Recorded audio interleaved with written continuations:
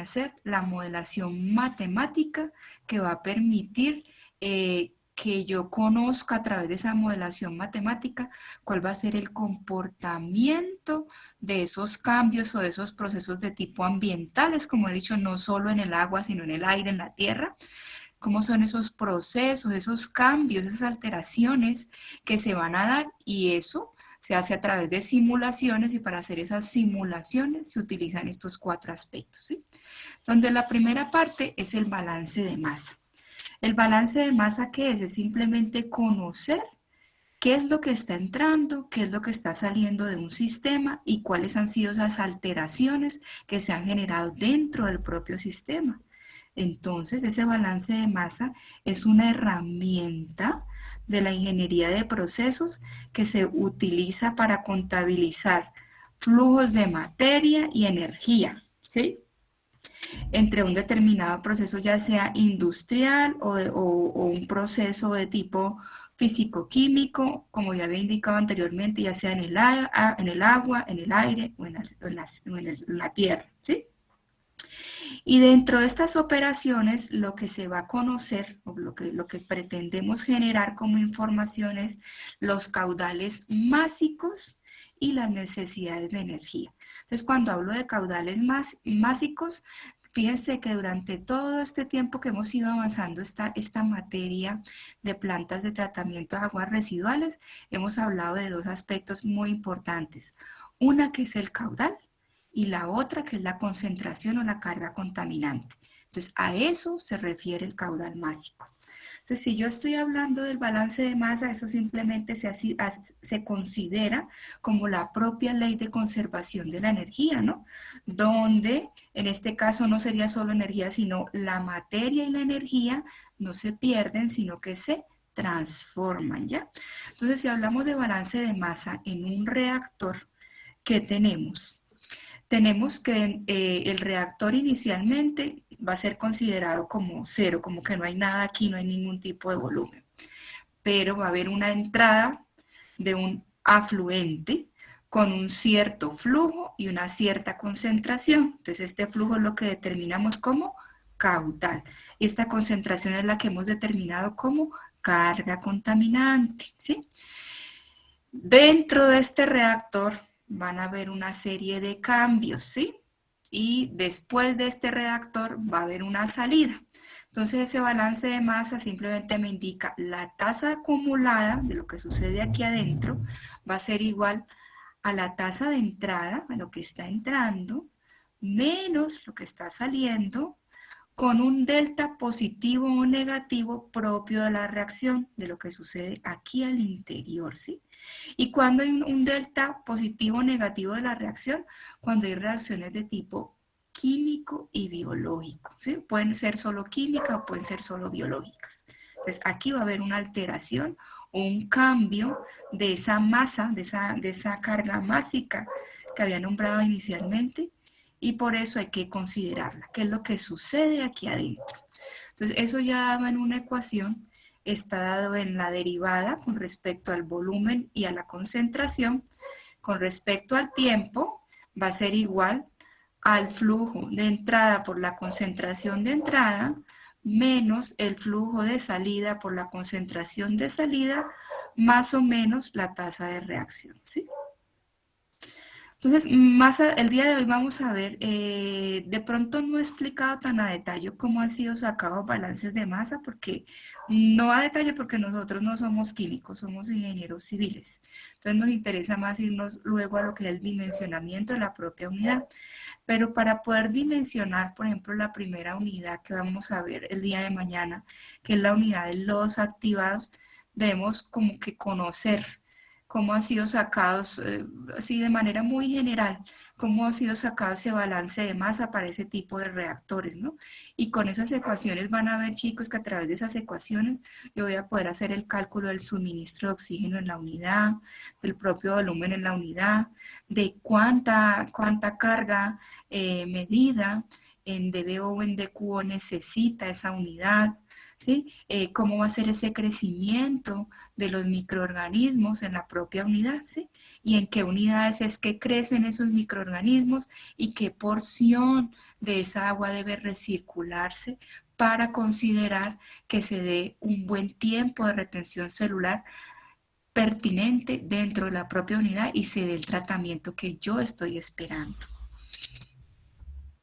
Entonces, bueno, tenemos que, si hablamos del estado estacionario, es cuando no hay ningún cambio, no hay ninguna acumulación dentro de mi reactor, ¿sí? Entonces vamos a encontrar cuando digo que la derivada del volumen y de la concentración con respecto al tiempo es igual a cero, vale decir que aquí dentro del reactor no ha habido ningún cambio, ¿sí? Simplemente el reactor fue utilizado como un paso, o sea, entró el agua, estuvo un ratico y pasó. ¿Y eso cuándo sucede? Eso sucede cuando tenemos esas unidades de tratamiento de tipo físico, ¿sí? Donde no hay reacción química. O sea, un desarenador o un sedimentador de tipo primario se estaría comportando como un estado estacionario, ¿sí? Porque no va a haber reacción aquí adentro. Simplemente esperamos que aquí haya una precipitación, pero no hay reacciones de tipo ni químicas ni biológicas, solo son físicas, ¿sí?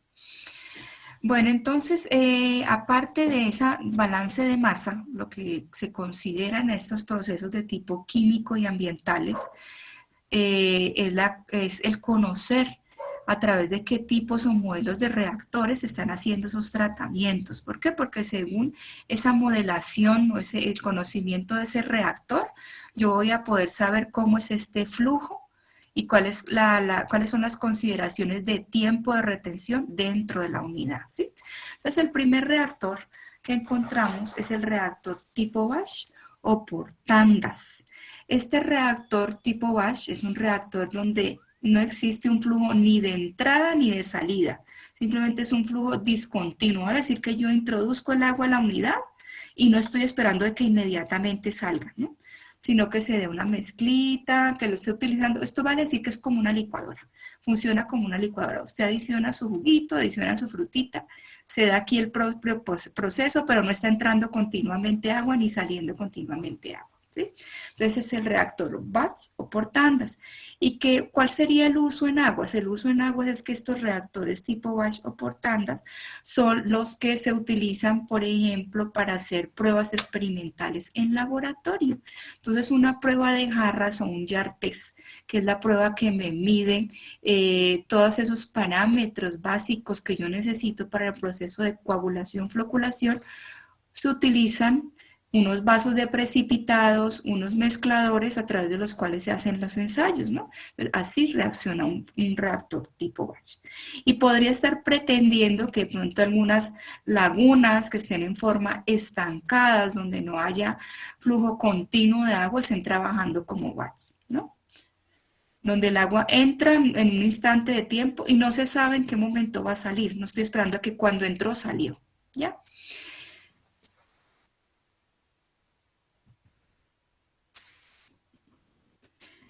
Bueno, y tenemos los reactores mezcla completa, que son de flujo continuo. Entonces, fíjense chicos, son los reactores mezcla completa donde yo espero que un elemento entre en el tanque, entra el elemento, se dispersa inmediatamente dentro de él y luego va a salir a través del mismo, va a salir va a haber una porción o toda el agua va a empezar a salir a través de una cierta tubería con una concentración distinta a la que entró. Se supone que aquí ya ha habido un cierto proceso, ¿sí? Y aquí es donde estaríamos considerando ese balance másico, qué es lo que está cambiando aquí al interior, al yo haber aplicado una agitación, haber adicionado algún tipo de químico. Entonces así funciona el reactor mezcla completa, ¿sí? Y tenemos un reactor de flujo a pistón donde consideramos un flujo continuo, entonces una tubería se comporta como flujo a pistón, entonces continuidad. También las lagunas, cuando veamos lagunas vamos a ver que las lagunitas se comportan a flujo a pistón, ¿por qué? Porque ellas son más largas que anchas. Entonces, lo ideal es proyectar lagunas más largas que anchas para que tengan este flujo tipo pistón, ¿sí? Donde todos los elementos del fluido van a permanecer dentro del reactor un tiempo igual, ¿sí? Y van a presentar una mezcla localizada a nivel de cada una, pero sin mezclarse longitudinalmente. O sea, entre la misma línea de corriente va a haber una mezcla, pero no entre líneas de corriente, ¿sí? Eso es lo que se espera que suceda en un reactor flujo pistón. Entonces vamos a ver, chicos, que realmente los diseños de tratamientos de agua residual, cuando incluimos procesos de tipo biológico, van a funcionar en mezcla completa o flujo pistón, o va a haber una mezcla de ellos dos, entre completa y pistón.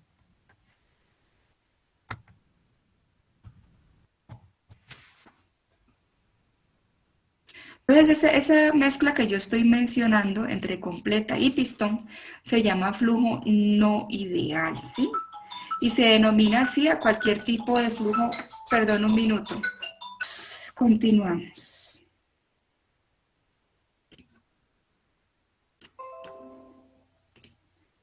¿Estoy presentando, chicos? ¿Se ve? Sí, Lice, se ve. Bueno, entonces decíamos que hay un flujo que se llama no ideal y que se denomina así cualquier flujo que tenga un grado entre mezcla completa y flujo pistón, ¿sí? Y el problema de esto es que puede presentar zonitas muertas o cortocircuitos, o sea, donde no haya una buena dispersión, por ejemplo, de algún elemento que yo desee dispersar, puede ser un coagulante, un desinfectante, etcétera, y se presenta en algunas zonas donde no exista eso o zonas de turbulencia gigantes que yo no quiero que se creen, ¿ya?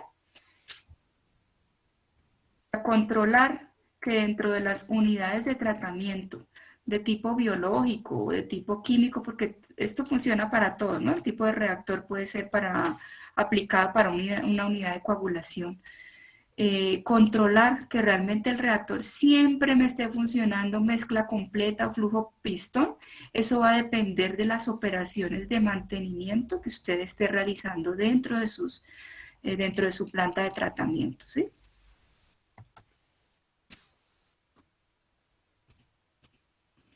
Bueno, y tenemos ahora lo que son la cinética de las reacciones bioquímicas.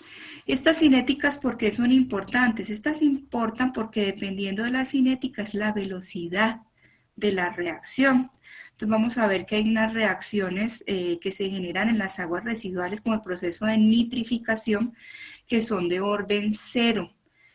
Hay otra que es de crecimiento bacteriano o de eliminación de la DBO, que es de orden uno. Entonces vale decir que este proceso puede llevarse más lentamente que este proceso. De orden uno se lleva más rápido que de orden cero. Entonces el hecho de conocer el orden de la reacción o sea, químicamente, eso me indicaría cuál de las reacciones dentro de ese proceso se va a hacer más rápido y si debo dar más tiempo de espera para que logremos llegar a este proceso. Vale decir, primero yo voy a eliminar toda esta parte y para poder llegar a esta otra debo dar más tiempo de espera. ¿Por qué? Porque el orden de la reacción es totalmente diferente, ¿sí? Entonces, esos procesos biológicos y esa orden de reacción va a estar determinado ¿por qué? Por la propia variación de la concentración o sustrato, por la variación de condiciones ambientales, por la variación de la concentración de microorganismos, ¿sí? Entonces, vamos a ver que obviamente aquí vamos a tener consideraciones de pH, de temperatura, de alcalinidad, de basicidad, ¿sí? De microorganismos que estén muy afines a, a aguas que sean muy frías o de altas temperaturas, dependiendo de la concentración de la DBO o de la DQO, ¿sí?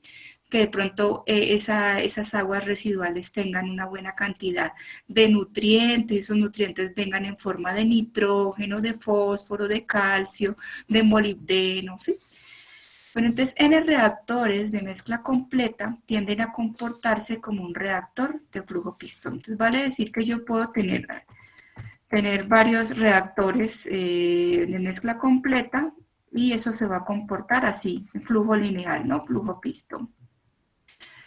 Bueno, entonces los procesos biológicos unitarios tienen un objetivo. ¿Y ese objetivo cuál es? Estabilizar y remover la materia orgánica que es biodegradable, ¿sí? Y en muchos casos la eliminación de nutrientes como nitrógeno y fósforo presente en los desechos líquidos, que siempre estoy mencionando que esa remoción de nitrógeno y fósforo tiene que ver con la eutrofización de los cuerpos de agua, que al final vendría a ser un tipo de contaminación, ¿sí? Entonces, ¿cuál va a ser el papel importante de los microorganismos dentro de este proceso biológico unitario?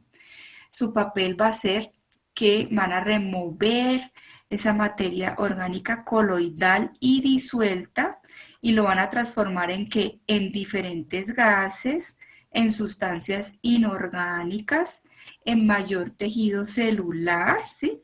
Y todo esto va a ser eliminado, pues porque si es un gas, simplemente va a la atmósfera.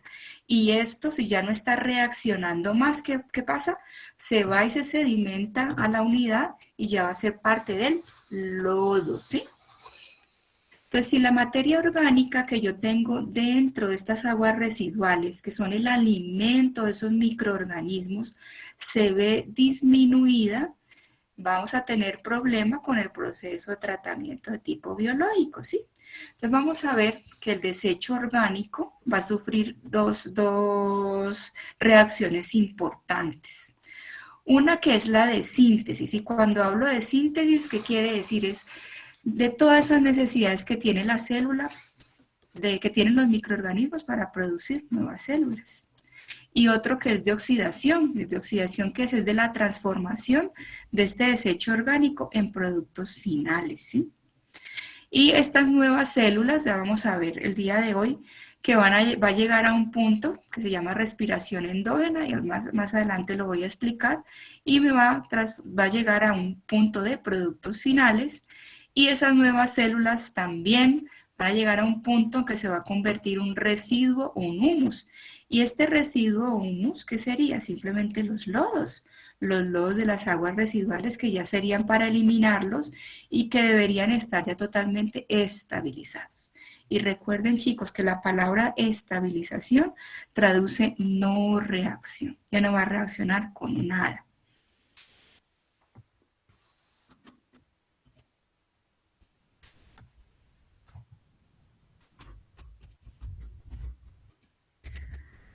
Bueno, entonces ese metabolismo microbiano, para poder reproducirse y funcionar un microorganismo de manera correcta, él necesita de 4 elementos súper importantes. El primero necesita una fuente de energía.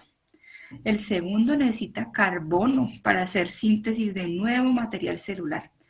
Luego necesita elementos inorgánicos como nutrientes como nitrógeno, fósforo, azufre, potasio, calcio y magnesio. Y por último necesita nutrientes orgánicos como aminoácidos, purinas, pirimidas y vitaminas.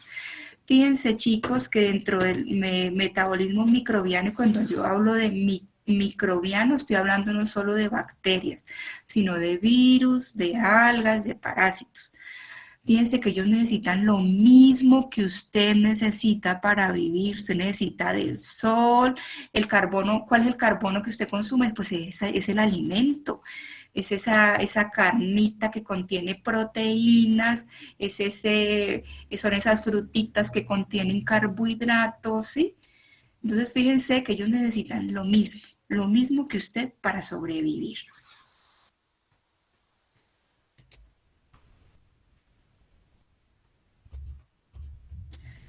Entonces, cuando hablamos de oxidación biológica, si recuerdan cuando mencioné el primer gráfico, que no me devuelvo porque estas diapositivas no están como unidas, no están ligadas, sino que están como muy dispersas. Si recuerdan, el desecho orgánico era atacado por los microorganismos y sucedían dos cosas. Una parte va para síntesis y otra va para oxidación biológica. Entonces, ese proceso de oxidación biológica lo van a realizar diferentes tipos de microorganismos que se clasifican en autótrofos y heterótrofos, ¿sí? Entonces, ahí los estoy poniendo como a recordar la biología de bachillerato, ¿no? Entonces, recuerden que los autótrofos son aquellos que solitos pueden hacer o transformar su alimento, ¿no? Y dentro de esos autótrofos hay unos que son fotoautótrofos y ellos necesitan de luz, o sea, de la luz solar para poder hacer toda su actividad, ¿sí? Y como fuente carbónica van a utilizar el CO2. Y los quimiautótrofos necesitan de reacciones químicas de oxidación, de reducción, para poder utilizar esta fuente de carbono, ¿sí? Entonces, autótrofos utilizan es el CO2 y dentro de ellos hay unos que son foto, que necesitan luz, y quimio, que necesitan reacciones químicas. Y hay otros que son los heterótrofos, que también hay unos que son quimioterótrofos, que necesitan las reacciones de óxido de reducción orgánica. Fíjense que acá arriba era inorgánica y acá es orgánica.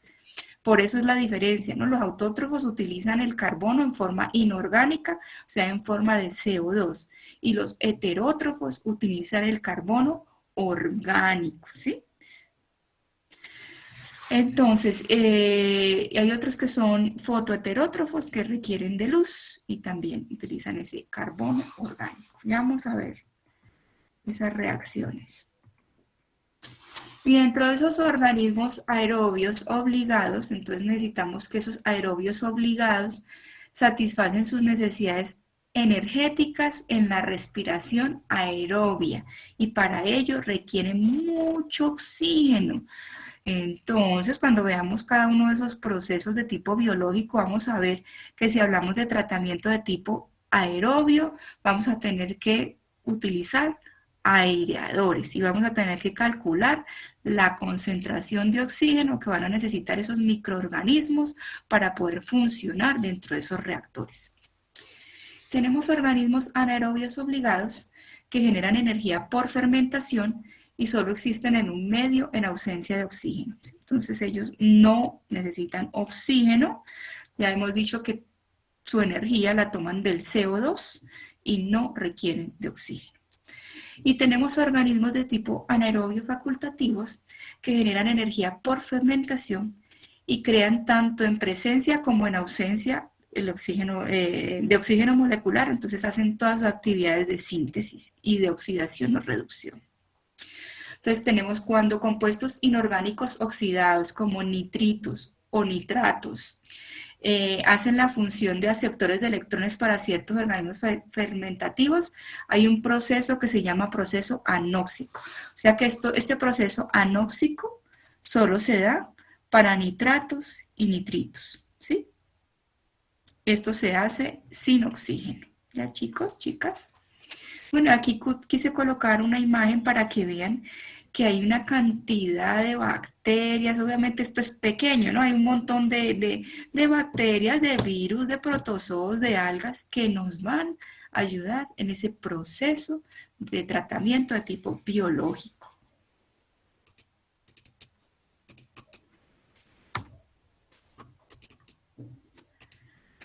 Bueno, el metabolismo total de las células bacterianas entonces se hacen en dos reacciones químicas, en una energía de catabolismo y una energía de síntesis que es el anabolismo. Entonces todo lo que tiene que ver con producción de energía dentro de la célula se le va a llamar catabolismo y todo lo que tiene que ver con los procesos propios de esa célula se va a llamar anabolismo, ¿sí? Entonces, si hablamos de las bacterias heterótrofas, estas convierten solo una parte del residuo orgánico en productos finales, ¿sí? Obteniendo energía que luego la utilizan en la síntesis de nuevas células con materia orgánica restante. Entonces, bueno, ¿cómo funciona esto, chicos? Ya sea tipo aerobio o anaerobio. Entonces, tenemos el carbono orgánico, ¿sí?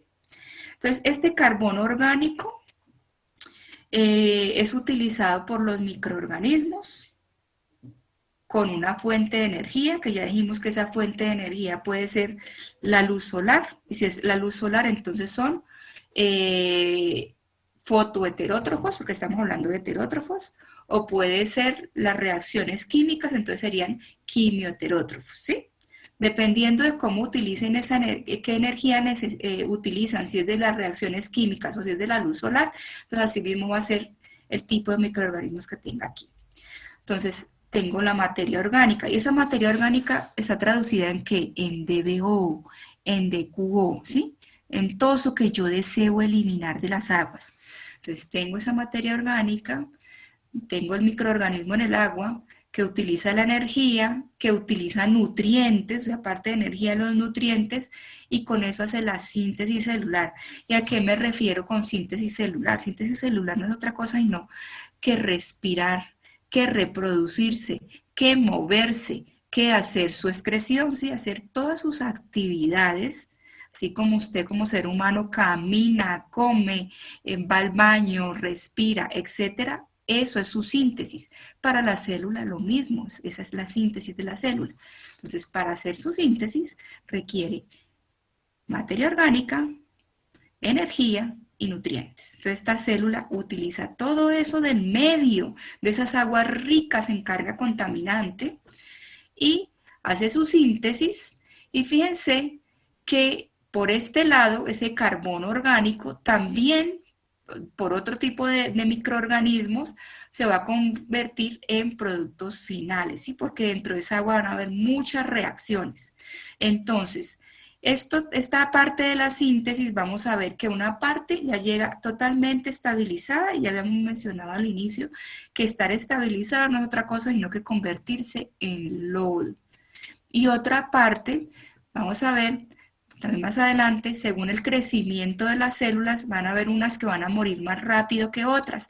Y esas que van a morir más rápido, entonces van a ir a este proceso de respiración endógena, que es como su etapa final.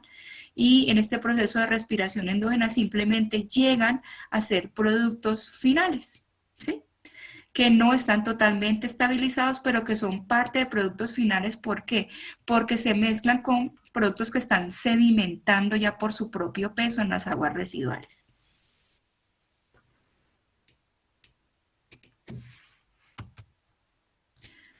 Pero si hablamos de esos organismos autótrofos, que son los que utilizan el CO2 como fuente de carbono, y que ya dijimos que igual pueden utilizar la luz o las reacciones químicas, ¿qué pasa con ellos? Miren que su proceso es mucho más abierto que el de los heterótrofos. Ellos utilizan, vienen los microorganismos y se toman este CO2, utilizan esos nutrientes, utilizan esa energía, pero ellos al utilizar nutrientes y energía hacen una función más. No solo utilizan para la síntesis celular, sino que a la vez que utilizan la energía y los nutrientes, ellos hacen reacciones de oxidorreducción, ¿sí? O sea, oxidan y reducen la materia inorgánica, ¿sí? Entonces, fíjense. Y al oxidar y reducir esa materia inorgánica, esto queda inestable, y al estar esto inestable, luego vuelve a ser tomado por los mismos microorganismos y viene a ser parte de esa síntesis celular de nuevo, ¿sí? Y por último, tendríamos esos productos finales que ya se esperan estables y un residuo orgánico. Cuando hablamos de este residuo orgánico, estaríamos hablando como que de la excreción de la célula, ¿sí? Sería la excreción. Y cuando hablamos de estos productos finales, ¿qué serían? Serían esas células que van a ir muriendo a través de ese proceso que se le da en tiempo y en las unidades de tratamiento, y a eso se le llama respiración endógena cuando ya llega a ese final, ¿sí? Entonces obtengo estas dos cosas importantes, donde esto ya no debe reaccionar. O sea, esto ya no cuando no me reacciona quiere decir que no va a ser peligro para mí, peligro para disponerlo.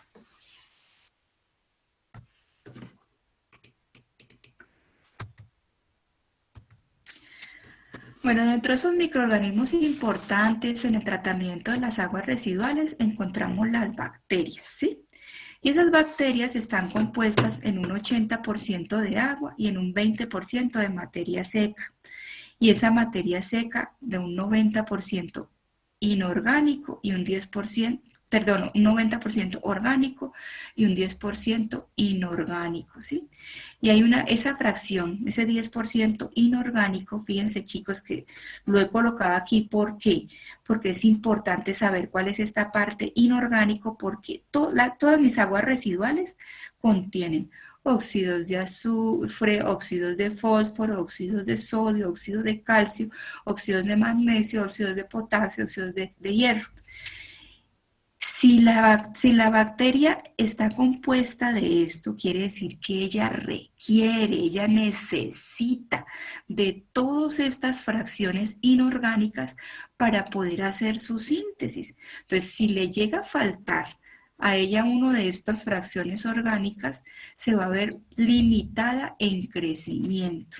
Así como usted nace, crece, se reproduce y muere, ese es el ciclo biológico que a usted le han enseñado, nacer, crecer, reproducir y morir, asimismo le pasa a la bacteria, que para ellas tener ese ciclo de crecimiento requiere de tanto su fracción orgánica como su fracción inorgánica. Y ya hemos dicho que su fracción orgánica, ¿quién la va a dar? El material en forma de CO2 o en forma de materia orgánica que proviene o que se mide en las aguas residuales a través de la DBO y la de cubo. ¿Sí? Pues dentro de esos reactores vamos a encontrar bacterias, que ya había indicado también, que les va a encantar vivir a temperaturas altísimas, entre 40 y 90 grados, ¿sí? Y a esas se les llaman termófilas. Hay otras que les gusta vivir entre los 30 a los 45, esas se les llaman mesófilas. Hay otras que les gusta la temperatura entre 12 a 15, se les llaman cicrófilas. Y las cicrótrofas, que crecen entre 25 a 30 grados. O sea que si usted tiene estas temperaturas en las aguas residuales, usted más o menos ya se ubica qué tipo de microorganismos puede contener, ¿sí? Pero no solo hay que controlar la temperatura de esas bacterias, sino también el pH. Vamos a ver que las bacterias de tipo aerobio funcionan a pHs en un rango de pH de 6,5 a 7,5 y las anaerobias en pHs de 6,8 a 7,2. De pronto las aerobias son más fáciles de manejar cuando tenemos este tipo de procesos porque no hay tanto problema con ese rango de pH. Pero vamos a ver que cuando veamos los procesos de tipo anaerobio, si el pH no se controla en este rango, se produce lo que es la acidificación del medio. Y al acidificarse el medio de tipo anaerobio, se pierde la efectividad. Ya no hay transformación en esos gases que yo requiero que se formen en ese proceso anaerobio, que son el metano y el CO2, que son utilizados como propia energía para el funcionamiento de los reactores, ¿sí? Entonces es importante tener en cuenta, considerar este control de pH dentro del tratamiento de las aguas con tratamiento de tipo biológico.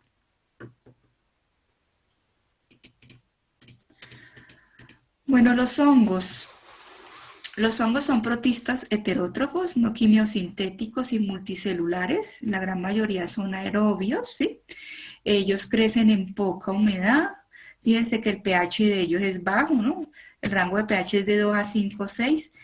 Y ellos causan problemas de operación en los sistemas biológicos. ¿Por qué? Porque ellos hacen flotar los flóculos.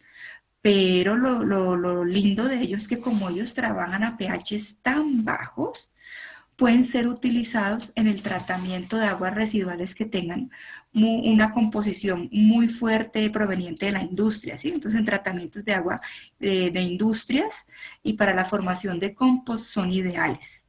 De pronto, en tratamiento de aguas residuales de tipo domésticos, nos presentan este problema de hacer flotar los flóculos y a nosotros nos conviene es que esos flóculos sedimenten, ¿verdad? Que están abajo en el sistema para ser removidos en forma de lodo.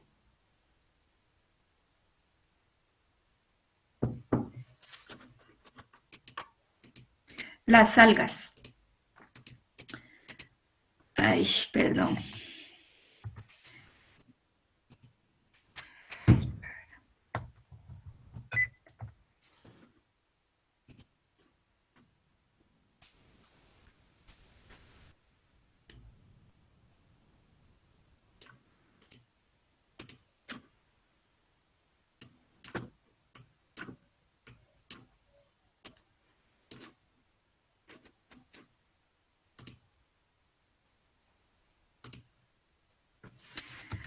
Pero entonces las algas son protistas unicelulares, unicelulares o también pueden ser multicelulares, autótrofas y fotosintéticas. Estas algas pueden ser son aprovechadas porque ellas hacen ese proceso de oxidación. También si ustedes recuerdan por allá su biología de bachillerato, recuerden que las plantas en la noche generan oxígeno y liberan CO2. Entonces, perdón, en el día liberan CO2 y liberan oxígeno y producen y consumen CO2. Y en las noches es al contrario, ¿no? Entonces, ese es lo importante de las algas, que introducen oxígeno al medio en el día, ¿no? Y los protozoos son protistas móviles, unicelulares heterótrofos aerobios, que purifican. ¿De qué manera purifican? Ellos son un control biológico muy importante en las aguas residuales. ¿Por qué? Porque las bacterias es lo que más prima, es la familia que más prima dentro del proceso o el desarrollo del tratamiento de las aguas residuales con tratamientos biológicos, y ellos hacen ese control biológico. Los protozoos se comen las bacterias y las partículas orgánicas, entonces hacen como ese proceso de equilibrio dentro del proceso de tratamiento de las aguas residuales. Bueno, entonces, ¿cómo es esa curva de crecimiento de los microorganismos? Entonces, esta curva es importante considerarla porque dependiendo de esta curva, asimismo, se han sacado, se han determinado, se han desarrollado esos modelos de tipo matemáticos que nos van a servir para determinar sus parámetros de funcionamiento de las propias unidades, ¿no? Entonces, para cada tipo de microorganismos, ahora les voy a mostrar una diapositiva. Vamos a ver que esta curva tiene la misma tendencia, pero es diferente, ¿ya? Es diferente en el sentido de que una va a crecer aquí, otra va a crecer más abajo, etcétera, etcétera. ¿Qué me dice esta curva? Esta curva es el logaritmo del número de células, o sea, el crecimiento versus el tiempo en que se da ese desarrollo, y está dado en varias fases, ¿sí? Una primera fase, que es la fase de retardo, que esta fase de retardo que representa, este es el tiempo que necesitan esos microorganismos para poder aclimatarse a esas condiciones, ¿sí? En las cuales van a empezar a trabajar, a multiplicarse, a hacer su síntesis. Entonces, esta es la fase de aclimatación. Luego llega una fase de crecimiento exponencial, donde la célula comienza a dividirse a una velocidad máxima, ¿sí? Y entonces, como está creciendo, ella se alimenta muy bien. Sí, aquí es donde más consume alimento, donde su tasa de alimentación es la mayor, ¿sí? Y luego viene una fase que es la fase estacionaria, ¿sí? Esta es la fase estacionaria, donde la población permanece constante, ¿sí? Donde hay dos razones. La primera es que la célula ya agotó todo ese alimentico o los nutrientes o algún tipo de nutriente le está faltando, o ya se está agotando ese alimento que tenía aquí, entonces ya se hace estacionaria, ya creció, ya se quedó aquí hasta esta etapa de crecimiento. Y luego puede ser también porque la generación de células nuevas se empieza a compensar con la muerte de células viejas, ¿sí? Entonces, por eso se hace aquí estacionaria. Entonces, unas mueren y otras viven, entonces ya no se ve esto como tan elevado. Y hay una fase, que es la última fase, que es la fase de muerte exponencial, donde la tasa de morbilidad de las bacterias va a ser mucho más grande que la de crecimiento. Entonces, como es más grande, obviamente Así va a quedar el gráfico, ¿sí? Entonces, fíjense lo que les decía. Entonces, tenemos esta misma curva para diferentes tipos de microorganismos. Igual, ¿no? Está el número relativo de microorganismos versus el tiempo. Y fíjense que para las bacterias es más alto, tiene esta tendencia. Para los flagelados, fíjense, para los ciliados, ¿sí? Pero todos tienen la misma tendencia, ¿sí? Vale decir que esta curva que me indica que van a haber algunos microorganismos que son más lentos en ese proceso de crecimiento y que mientras estos apenas están creciendo, estos ya están muriendo, que estos ya me han hecho una gran parte de la depuración de las aguas residuales y estos apenas están empezando a consumir ese sustrato, ese alimento que yo les estoy dando a través de las aguas residuales. Eso quiere decir. Y vale decir, chicos, que esto también determina cómo o me puede indicar o me puede sustentar cómo mis aguas residuales en un tratamiento biológico no logran eliminar el 100% de microorganismos en un reactor. ¿Por qué? Porque mientras unos ya fueron eliminados, otros apenas están en esa fase de ser eliminados. Entonces vale decir que si esto yo no lo manejo dentro de la PETAR, muy probablemente voy a obtener en algunos tratamientos solo hasta cierta remoción de cierto tipo de microorganismos y no de otros, ¿sí? Bueno, entonces hay un crecimiento que se llama crecimiento con limitación de sustrato, que este tiene que ser totalmente calculado porque a partir de ahí yo conozco o me doy cuenta cómo es esa velocidad específica de crecimiento de los microorganismos, ¿no? Donde en los cultivos de alimentación discontinua vamos a ver que pueden haber reactores en los cuales esté entrando constantemente el agua residual y eso le vamos a llamar cultivo continuo. Pero van a haber otros reactivos donde, reactores, perdón, donde entre, por decir, cada 3 horas o cada 8 horas tenga yo la descarga residual, ¿no? Que no todo el tiempo tenga descarga residual sobre mis unidades, sobre mis reactores. Y yo debo garantizar que así no haya descarga constante, esos microorganismos para su crecimiento tengan por lo menos la cantidad mínima límite para poder vivir, porque si se me mueren, ¿qué pasa? Tengo que volver a aclimatarlos, ¿sí? Acostumbrarlos a ese medio y eso tardaría mucho más. Entonces, para eso es que se hace en laboratorio esta medición, donde la medición consiste en hacer revisar cómo es el crecimiento o la velocidad específica de crecimiento de esos microorganismos versus la concentración de nutrientes que debe tener el agua residual. Y va a haber un punto, chicos, que coincide con el crecimiento máximo. Si recuerdan, nuestra fase de crecimiento de los microorganismos era retardo y máximo crecimiento y luego venía la etapa estacionaria, ¿no? Entonces, esta máxima tasa de crecimiento específico, que está aquí subrayada, coincide con ese crecimiento máximo de los microorganismos. Vale decir que este valor es totalmente importante conocerlo. ¿Por qué? Porque a partir de aquí ya se considera que empieza a haber una limitación de nutrientes dentro de esos reactores biológicos, ¿sí? Entonces, para ellos que se han hecho esas modelaciones matemáticas y se han calculado a través de esos balances de masa, a través del conocimiento del tipo de reactor que se utiliza, a través de la velocidad de reacción, estas ecuaciones que corresponden a esos modelos matemáticos y que, por ejemplo, esta ecuación en particular me dice que la tasa de crecimiento específico va a ser igual a la máxima tasa de crecimiento específico, que ya he dicho que coincide con esa curva de crecimiento de los microorganismos, eso por el sustrato, la concentración de sustrato. Y cuando hablo de sustrato, chicos, ¿de qué hablo?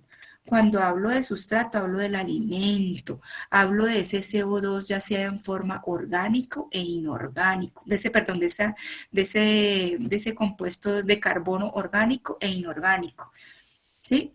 Ese es ese. Eso dividido sobre una constante de velocidad, o sea, a qué velocidad se da esta tasa máxima de crecimiento, y eso más la concentración del sustrato. Entonces, a través de esta ecuación se obtiene esa tasa de crecimiento específico para cada tipo de microorganismo.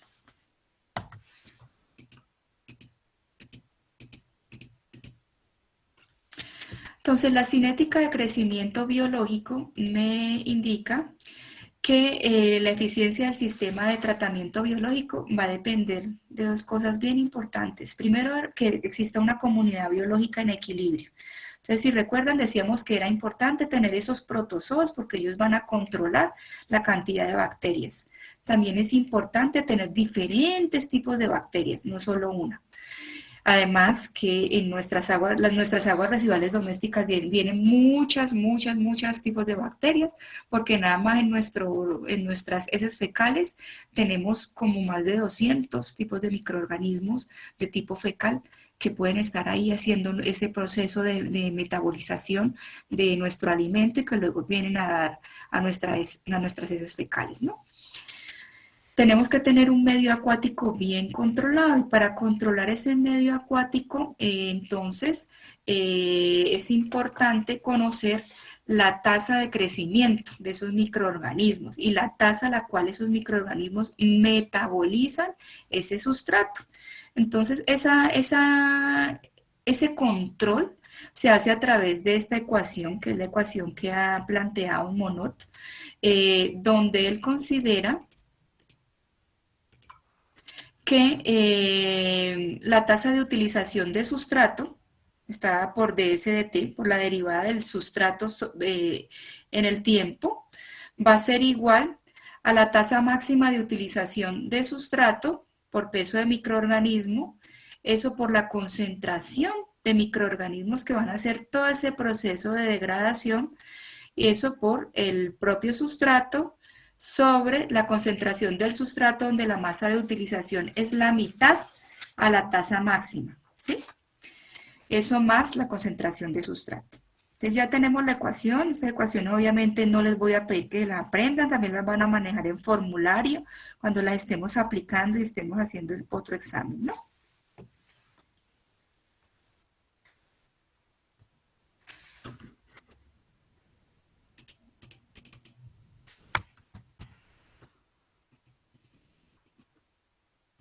Bueno, entonces tenemos unas relaciones empíricas entre el crecimiento biológico y la utilización del sustrato en sistemas biológicos, que está dada por esta expresión, donde si recuerdan, la otra estaba dada en función de ds, ¿no? En función de lo que es el sustrato, y esta está dada en función de microorganismos. Entonces, todo lo que tenga que ver con S, chicos, es sustrato. Y eso que tiene que ver con sustrato se mide en dBO y en dQO. Y todo lo que tiene que ver con X son microorganismos. Y estos microorganismos van a ser medidos en sólidos suspendidos, ¿sí? Entonces es importante que consideren eso. Que S tiene que ver con dBO y dQO y X tiene que ver con sólidos suspendidos totales o sólidos suspendidos disueltos. Bueno, entonces esta es la ecuación en función de los propios microorganismos, donde está en función del coeficiente de producción o crecimiento, la tasa de utilización de sustrato de los microorganismos, menos el coeficiente de desaparición de los microorganismos por los propios microorganismos. Luego esta ecuación se va a ir manejando, aquí por ejemplo se va a dividir para poderla hacer más manejable y poder obtener otros datos. Lo que se ha hecho es dividir toda esta ecuación en este término para obtener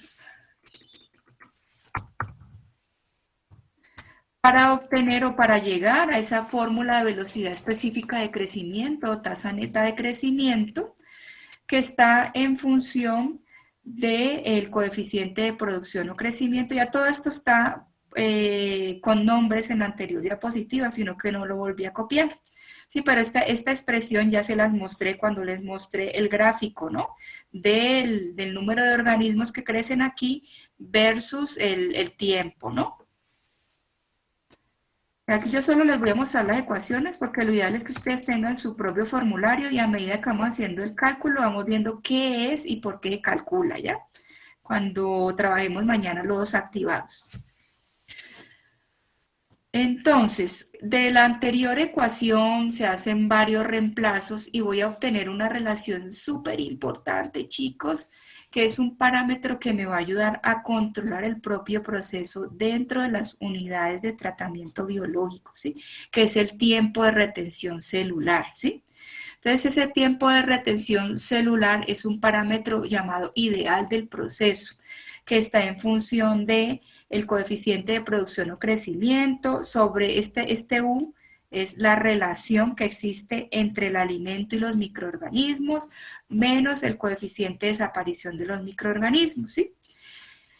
Y luego de aquí se ha despejado con fórmulas también a través de esos modelos matemáticos ese tiempo de retención celular en función de un factor de carga utilizado por los propios microorganismos. Este es el factor de carga utilizado por los microorganismos, ¿ya?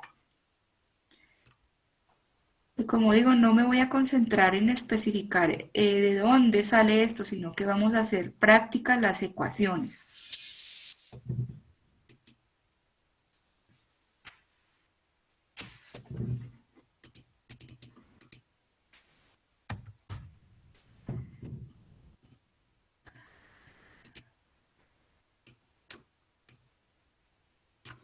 Entonces, ¿cuáles son las consideraciones que se han realizado a través de las experimentaciones o de los trabajos en laboratorio para poder sacar estos modelos de tipo matemático que nos conducen a obtener los parámetros de control, de eficiencia y obviamente también de diseño de estos sistemas de tipo biológico?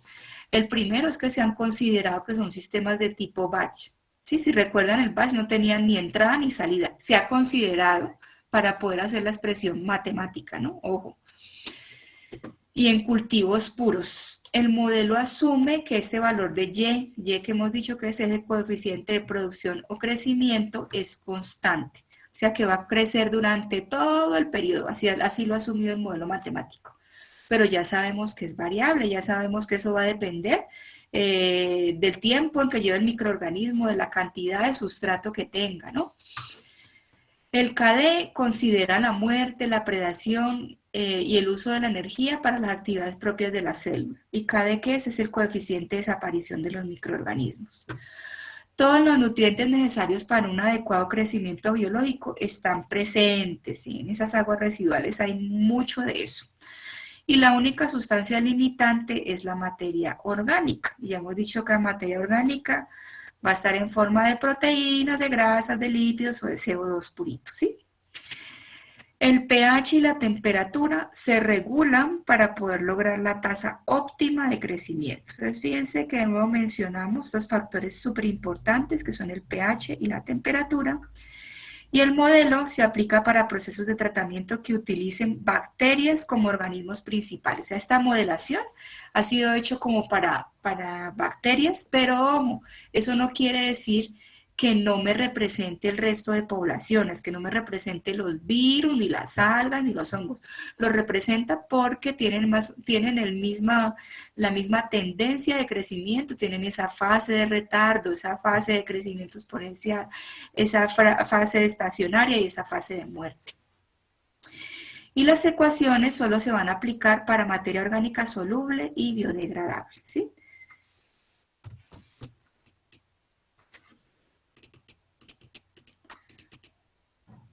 Bueno, entonces, vamos a hablar de la mezcla completa sin recirculación.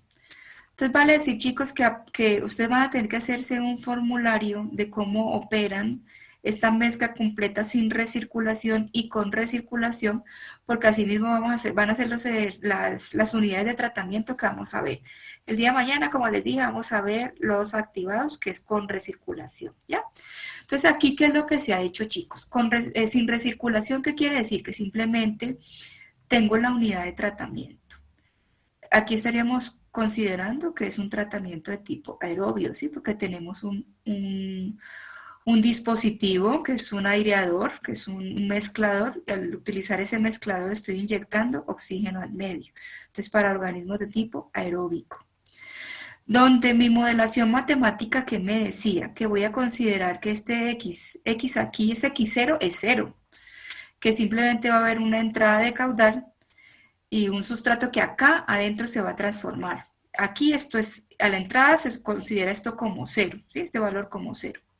Donde aquí va a haber un delta de reacción y va a haber una salida. Entonces, si yo hago un balance de microorganismos en este esquema, en un estado estacionario, ¿sí?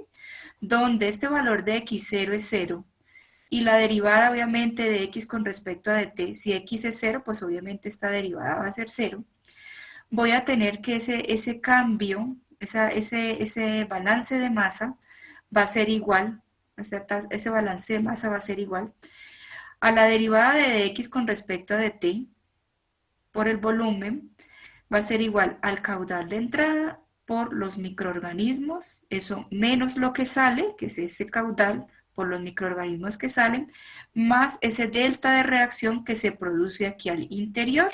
Y ese delta de reacción está dado ¿por qué?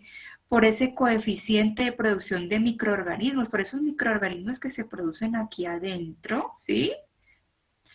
Por ese cambio de sustrato con respecto al tiempo que va a haber aquí, menos el coeficiente de desaparición de los microorganismos, eso multiplicado por los propios microorganismos que se generan aquí, eso todo en un volumen. Pero como ya hemos dicho que este valor es cero, esto ¡tum! Dio cero, ¿sí? Esta ecuación, y esto también es cero porque hemos dicho que de x de t es cero, entonces esto es cero, esta ecuación se reacomoda y voy a obtener esta ecuación, ¿sí? Donde el valor, este valor que tengo aquí, ¿sí?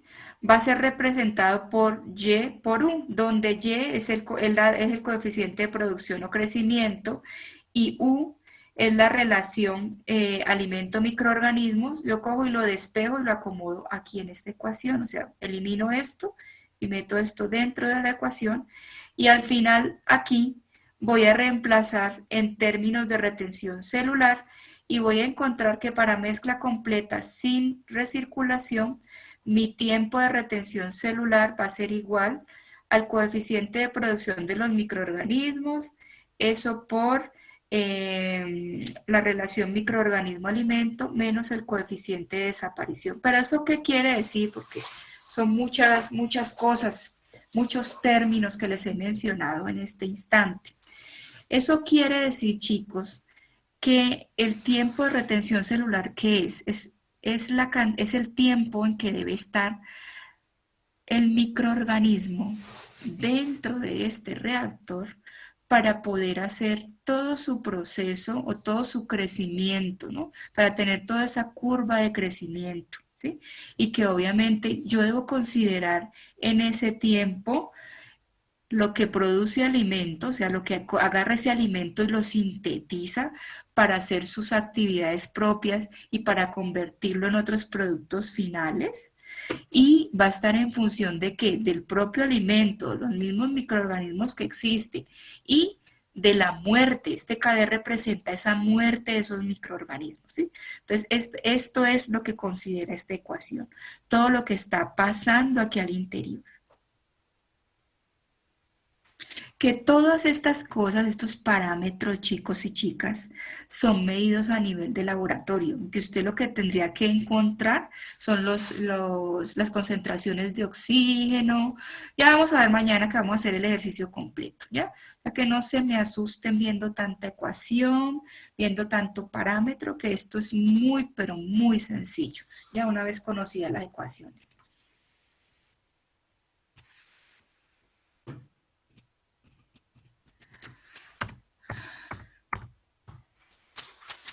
Bueno, y tenemos que el tiempo de retención celular, entonces se va a definir como el volumen por la cantidad de microorganismos, eso sobre el caudal, sobre la cantidad de microorganismos, y fíjense que al final para este tipo de reactores que no tienen recirculación de microorganismos, entonces el tiempo de retención celular va a ser igual al tiempo de retención hidráulico. O sea, el tiempo en el que esté el microorganismo dentro de esa unidad se va a considerar como que es el mismo tiempo en que el agua está dentro de esa unidad. Vamos a ver que cuando se recirculan microorganismos o lodo, llamémoslo así, dentro de ese lodo que hay microorganismos, el tiempo de retención celular es distinto al tiempo de retención hidráulico, ¿sí? Entonces, en estos sistemas vamos a encontrar que el sustrato puede ser calculado a través de esta ecuación, ¿sí? Que ya no voy a mencionarles qué es cada uno de esos parámetros porque ustedes ya los tienen ahí en las diapositivas. Pero ¿cómo funciona esto para, perdón, aquí faltaban otras expresiones más, por lo menos esta expresión más, esa también, que es súper importante, que es la eficiencia de estabilización del residuo en el reactor. Fíjense, muchachos, que esa eficiencia en el reactor va a ser medido en términos del sustrato que arranca menos el sustrato que sale. El que inicia menos el que sale, ¿sí? Y eso me va a medir la eficiencia en el sistema. Y ya he dicho que ese sustrato está en función de sólidos suspendidos, ¿no? Y bueno, y la forma de medir el sustrato, pues está a través de esta ecuación. La forma de medir la cantidad de microorganismos necesarios en el propio reactor está a través de esta ecuación, ¿sí?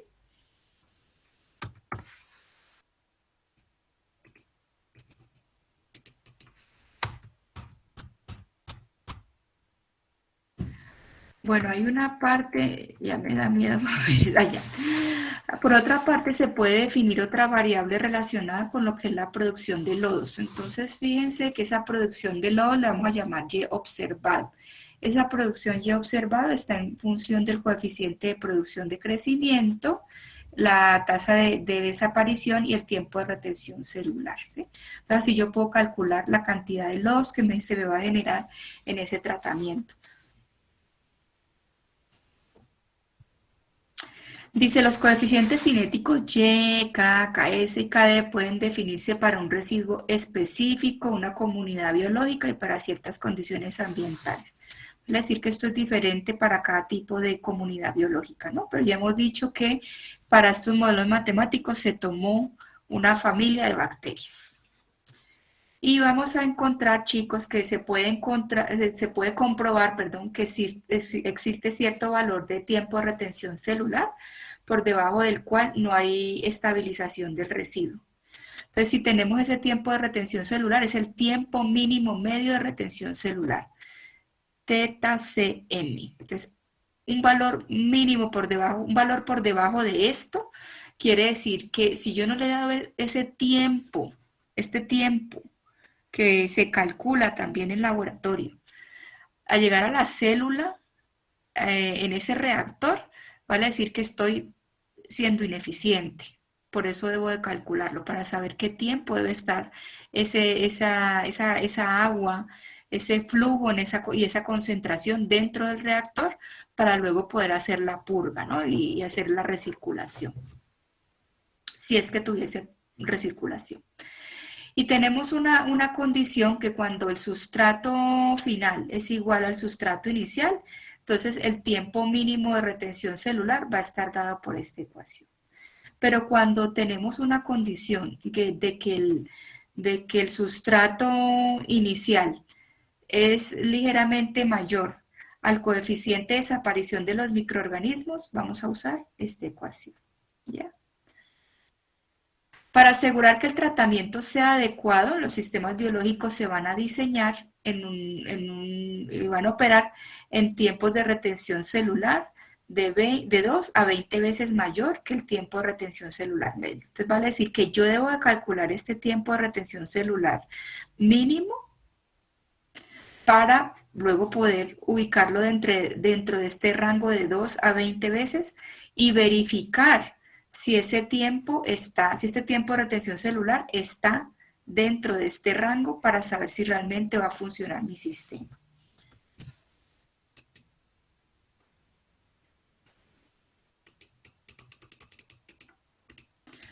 Bueno, y tendríamos lo que es la mezcla completa con recirculación celular ¿Esto cómo funciona? Entonces, si recuerdan, el anterior reactorcito era simplemente el reactor, la entrada y una salida y su mezclador. Este tiene una porción de recirculación, ¿no? Entonces, ¿qué pasa aquí? Tengo mi reactor, estoy considerando funcionamiento aerobio, entonces estoy inyectando oxígeno, entra un caudal con un sustrato donde los microorganismos se van a desarrollar dentro del reactor. Va a haber una salida de agua donde ese caudal que sale, fíjense chicos, va a ser un caudal chiquito que se va a otro tratamiento, que es el caudal efluente, y un caudal de recirculación. Entonces aquí el Q va a ser el Q más el QR, o sea, el Q que sale aquí más el QR que viene para acá. ¿Sí? ¿Qué espero que suceda aquí? Aquí yo espero que los microorganismos comiencen a hacer ese proceso de depuración y degradación de la materia orgánica a través de todas sus actividades de síntesis y de oxidación y de reducción. Una vez se realice eso, entonces sale el agua, llega a un sedimentador secundario y en ese sedimentador secundario, entonces, ¿qué se espera? Que se dé una sedimentación de parte de esos microorganismos que salieron de aquí, porque no salen todos, una parte sale, ¿sí? Y esa parte no, perdón, sí salen, tienen que salir todos según el modelo matemático.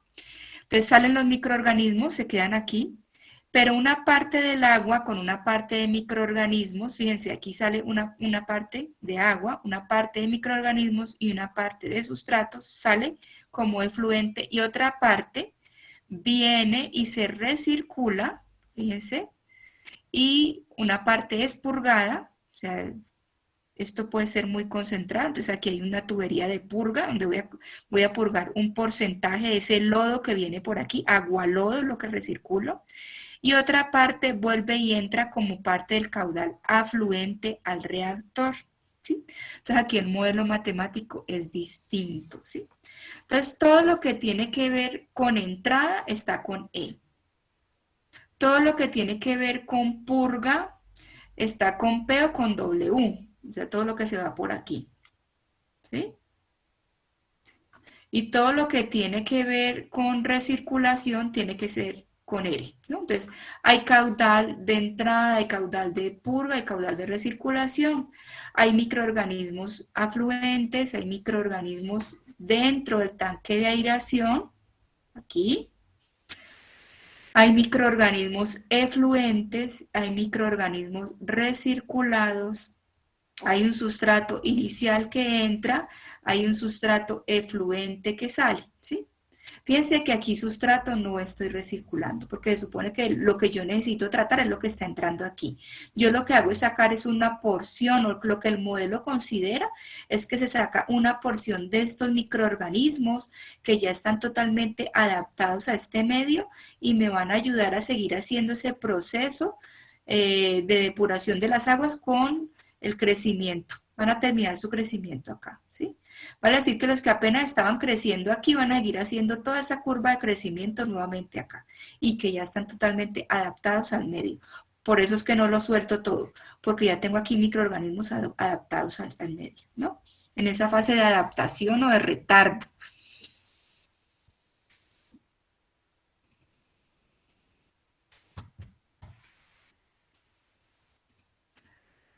Ahorita el modelo matemático para ellos, ¿cómo funciona?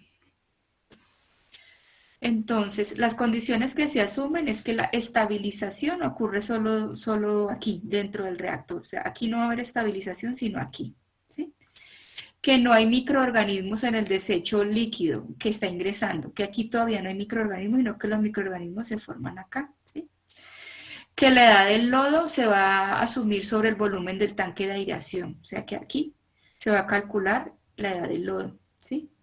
O sea, esa edad del lodo, ese Y observable, si recuerdan que hablamos de un Y observable que tenía que ver con el lodo, se va a calcular aquí en el reactor y que está en función del tiempo de retención celular dentro del reactor.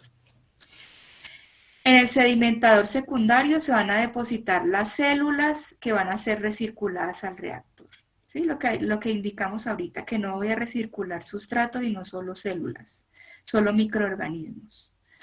Y entonces el balance de masa que se hace dentro de este reactor, si se fijan, es el mismo balance que hemos hecho anteriormente, pero esto ya no lo puedo cancelar, porque aquí ya hay un recirculado. Fíjense que aquí ya no, perdón, esto sí lo voy a cancelar porque esto para todos los reactores dijimos que es cero, ¿no? Que para hacer el modelo matemático. Pero que aquí hay una consideración de un caudal efluente y hay una consideración de un caudal de purga, lo que no tenía el otro modelo matemático, ¿sí? Entonces, esa es la consideración diferente, ¿no? Que tengo que considerar, que tengo que ver que hay un efluente y hay un purga que va a ser el que me va a hacer el caudal total, va a ser este más este. Y entonces aquí están las ecuaciones que describirían ese modelo matemático que considera ese caudal de purga y ese caudal efluente, tanto para el tiempo de retención celular como para microorganismos y ¿dónde están mis ecuaciones? Como para microorganismos y para sustrato. Entonces estarían las ecuaciones, ¿sí? Donde, fíjense que es prácticamente la misma ecuación para cuando no tengo recirculación, sino que aquí el teta C se ha considerado los caudales del efluente y de recirculación. Entonces, esto sería lo que estaría cambiando prácticamente, ¿no? El propio teta C. Entonces, los factores que ustedes deben considerar para elegir un buen teta son la transferencia de oxígeno en el reactor, un funcionamiento adecuado en el sedimentador, las características de sedimentación de la biomasa. Entonces los sistemas de mezcla completa con recirculación van a tener un tiempo mínimo medio de retención celular por debajo del cual no puede haber estabilización del residuo, ¿sí? Y el valor específico del tiempo de retención celular medio va a estar en función de la concentración del residuo y de parámetros cinéticos como son el coeficiente de producción, la tasa máxima de utilización de sustrato, este es el coeficiente de la concentración de sustrato para la cual la tasa de utilización es la máxima y el coeficiente de desaparición.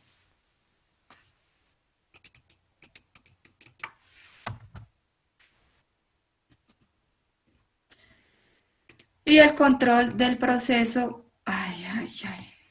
perdón. Y el control del proceso va a estar dada por el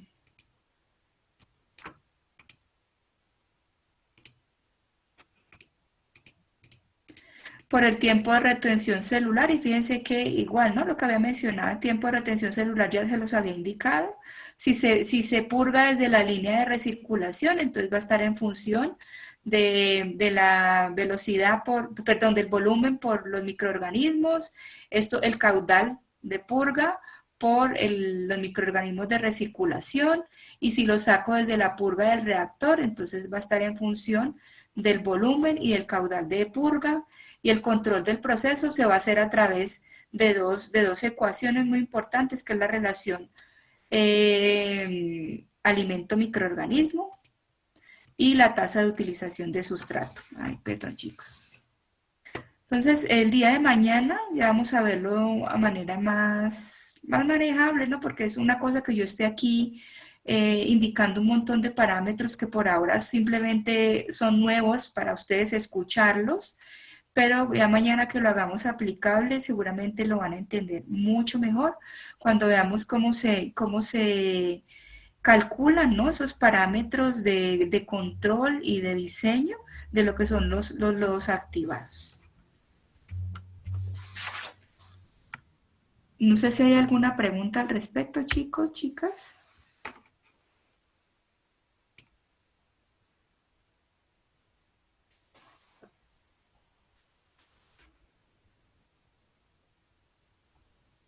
Bien, por ahí hay un compañero que me ha indicado que no ha podido comunicarse con su grupo. Compañerito, ¿puedes hablar cuáles son tus compañeros? A ver si están aquí en clase, a ver si se pueden conectar o pueden tomar sus datos. O la otra es que coloque los correos electrónicos de todo en el Classroom, ¿no? Que es lo único que yo tengo. Yo no tengo teléfonos, tengo correos electrónicos. Sí, ingeniera, aquí soy yo, Marco. ¿Te pudiste comunicar con alguno? No, pero veo que está David Yura, que es de mi grupo.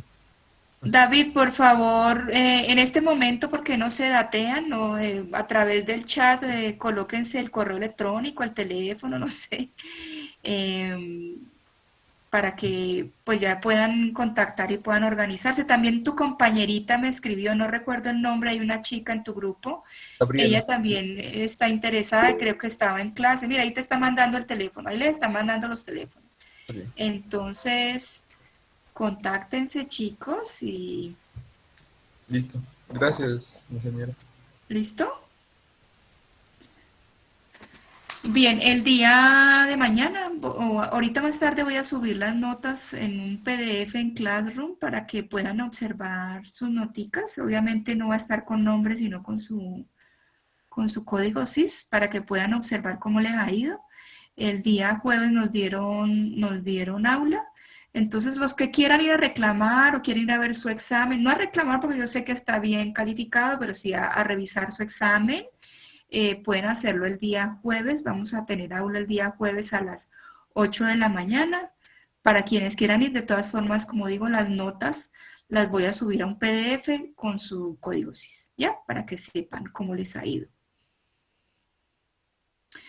Bien, chicos y chicas, si no es nada más por el día de hoy, entonces el día de mañana a las 11:15 nos vemos para que aprendamos a diseñar lo que es lo de los lodos activados, ¿ya? Que estén muy bien, muy buenas tardes. Igualmente, ingeniero. Hasta luego. Hasta luego, Pero hasta luego. La Winge. Chao.